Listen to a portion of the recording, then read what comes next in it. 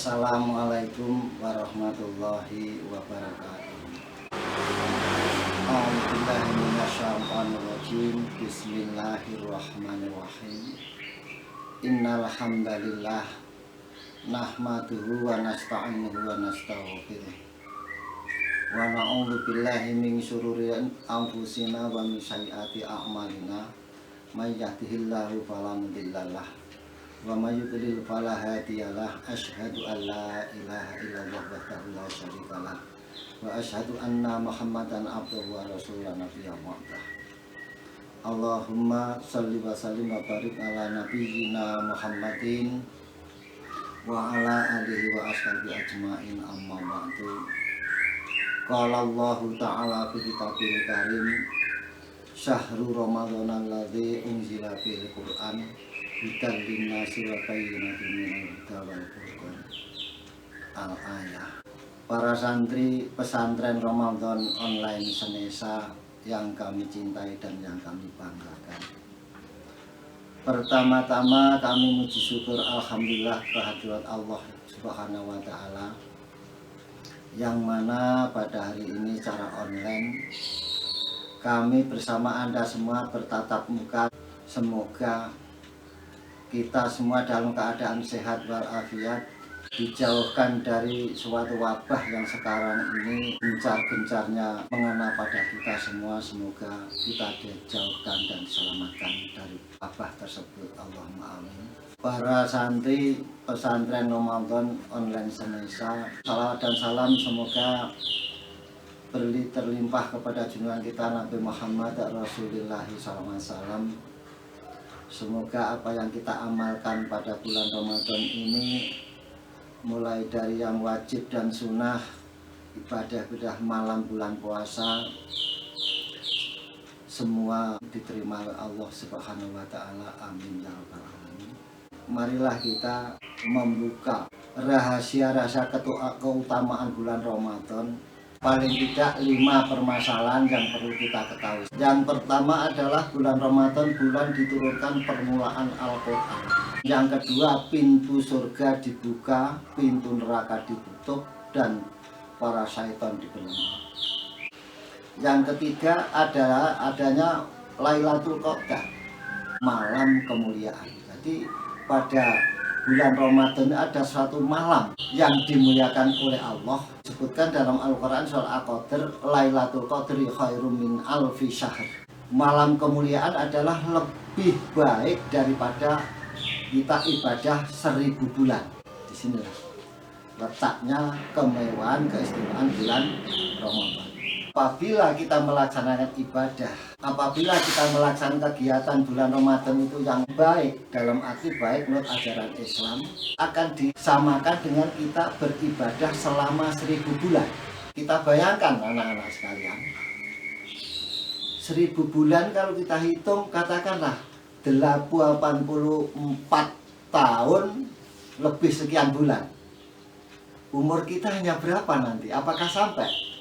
Kalau kita mendapatkan Lailatul Qadar ini adalah orang yang beruntung sekali, anak yang beruntung. Dan maka dari itu perbanyaklah melaksanakan ibadah malam bulan Ramadan yang sebaik-baiknya. Tapi itu dirahasiakan oleh Allah. Taunya kita nanti setelah sudah tidak ada di dunia, bahwa si A, si B, si C pada waktu bulan Ramadan mendapatkan Lailatul Qadar. Dan di dalam hadis-hadis yang sahih, di situ disampaikan disuruh mencari pada waktu setelah 20 hari. Dan ada hadis lagi yang menyampaikan adalah Lailatul Qadar itu turunnya pada waktu malam-malam ganjil.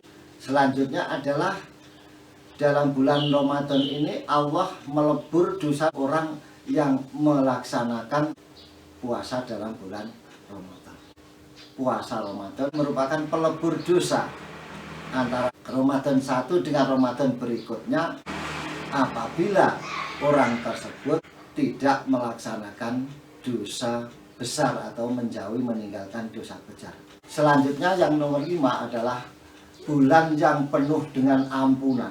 Apabila orang itu melaksanakan puasa Ramadan dengan iman, keyakinan bahwa itu perintah dari Allah dan mengharap pahala dan ridhonya Allah, maka Allah akan mengampuni dosa-dosanya.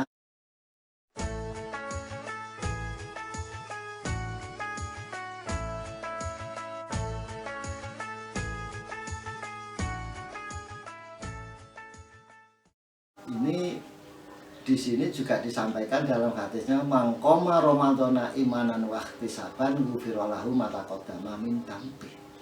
Barang siapa yang menghidupkan malam-malam bulan Ramadan dengan ibadah-ibadah sunnah, baca Quran, baca Al-Quran termasuk sunnah.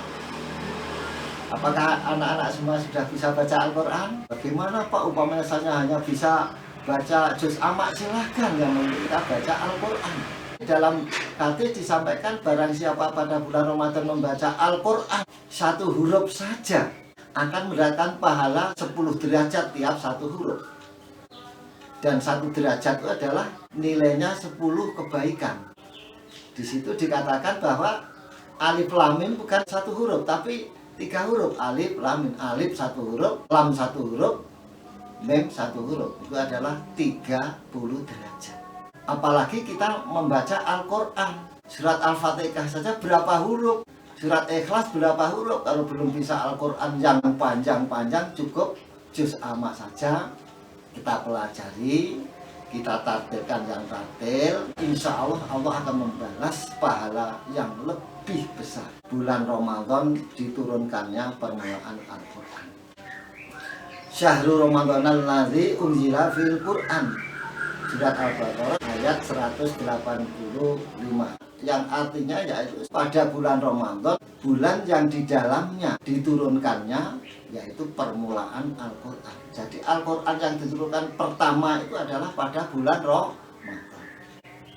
Tanggal berapa? Yaitu pada waktu Muhammad SAW dia uzlah menyendiri di Gua Hira. Turunnya ayat 1, ayat wahyu yang pertama ini mengandung perintah kepada kita semua untuk membaca, mempelajari, menganalisa, dan menyimpulkan.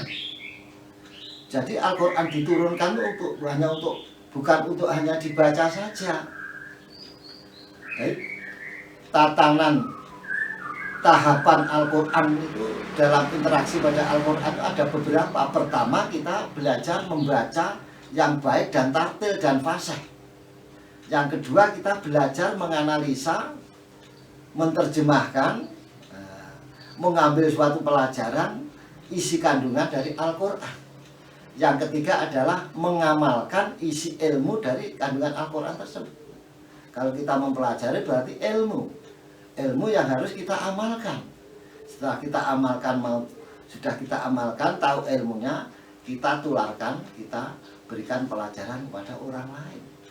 Dan yang terakhir, membudayakan, memasyarakatkan isi kandungan Al-Quran dalam tingkah laku perbuatan. Inilah. Jadi kalau kita masih berhenti dalam membaca, itu masih jauh kita kadang kan mempelajari Al-Quran. Maka Al-Quran itu harus dianalisa. Bukan hanya dibaca baik-baikan, enggak, tapi perlu kita mengetahui isi kandungan Al-Quran. Soalnya Al-Quran itu mengandung beberapa unsur, beberapa aturan, beberapa pelajaran yang perlu diketahui oleh manusia. Selanjutnya, Al-Quran diturunkan itu untuk siapa dan untuk apa. Jadi Al-Quran itu sebagai petunjuk bagi manusia yang beriman dan manusia yang bertakwa. Wal furqan, dan pembeda antara yang hak dan yang batil. Siapa yang dikatakan takwa? Itu ada 5, yaitu orang yang beriman kepada yang gaib, adanya neraka dan adanya surga, orang yang melaksanakan sholat 5 waktu, orang yang menginfakkan sebagian hartanya di jalan Allah, dan yang beriman kepada wahyu yang telah diturunkan kepada Rasulullah SAW dan kepada nabi-nabi dan rasul sebelumnya Rasulullah. Yang kelima adalah orang yang meyakini terhadap adanya hari akhir. Selanjutnya, Al-Quran juga sebagai syifa'un wa rahmatul lil mu'minin. Surat Al-Isra ayat 82. Dan kami turunkan di dalam Al-Quran itu, dari Al-Quran itu yang menjadi penawar atau obat jiwa dan raga manusia sebagai rahmat Allah kepada umat orang-orang yang beriman. Apabila Anda itu susah, apabila hatinya galau, bacalah Al-Quran. Insya Allah hati Anda akan tenang, jiwa Anda akan tenang, terobati oleh syafaat dari Al-Quran tersebut. Maka itu hendaknya anak-anak itu walaupun setengah jam, 1 jam hari semalam untuk mempelajari Al-Quran. Setelah pesantren Ramadan online ini, kami berharap anak-anak itu belajarlah dengan Al-Quran. Semoga Allah memberikan petunjuk kepada Anda semua menjadi anak-anak yang soleh-solehah, anak-anak yang belajar dengan tekun, dan semua amal perbuatan Anda menjadi amal hasanah Anda di dunia dan di akhirat. Yang semoga kita semua dijadikan golongannya orang-orang beruntung di dunia dan beruntung besok di akhirat. Selamat berpuasa. Billahi taufiq wal hidayah. Wassalamualaikum warahmatullahi wabarakatuh.